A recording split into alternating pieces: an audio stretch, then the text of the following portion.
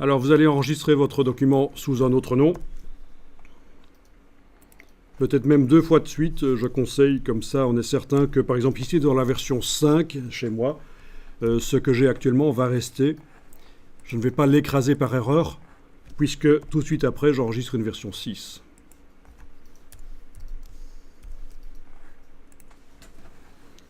Là, je joue la carte de la sécurité.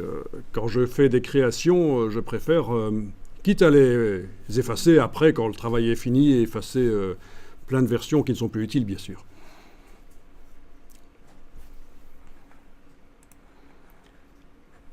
Eh bien, on va essayer de faire un autre état, et on va voir comment ça réagit, comment ça fonctionne. Donc, vous allez dans la palette des calques et vous allez temporairement masquer... non, vous déverrouillez en fait les deux calques qui concernent l'interactivité. Le calque d'en dessous, la carte, reste verrouillé, mais ces deux-ci sont déverrouillés.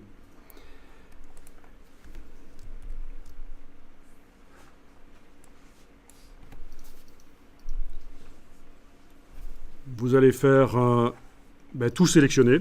Commande A. D'accord?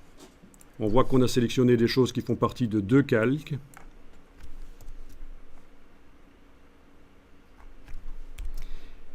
Vous faites un édition copier. Que se passe-t-il si vous faites un édition coller? Les 2 choses qu'on avait sélectionnées, qui faisaient partie au départ de 2 calques, ont été collées sur le même calque. D'accord?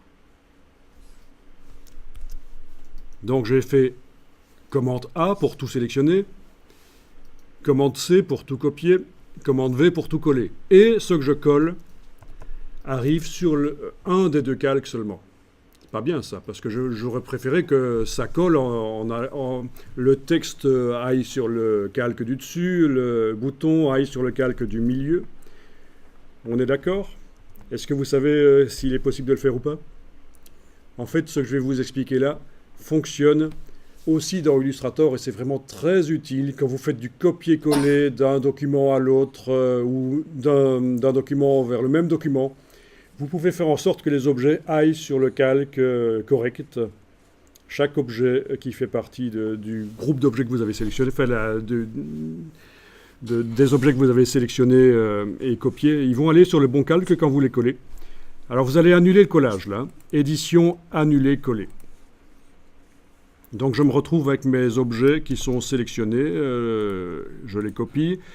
Dans le menu de la palette des calques, vous avez une option qui s'appelle « Coller selon les calques ». Vous avez la même chose dans Illustrator. C'est une fonction dont on ne parle pas souvent, mais elle est très intéressante. Vous allez l'enclencher. Donc dans le menu de la palette des calques, vous enclenchez l'option « Coller selon les calques ». Voilà, elle est enclenchée, le petit V est en face. Quand je retourne dans le menu, on le voit, le petit V est en face. Coller selon les calques.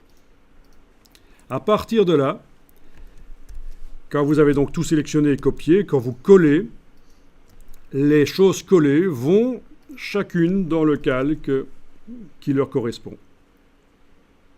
Retenez bien cette fonction, c'est super intéressant. Et encore une fois, ça marche comme ça aussi dans Illustrator.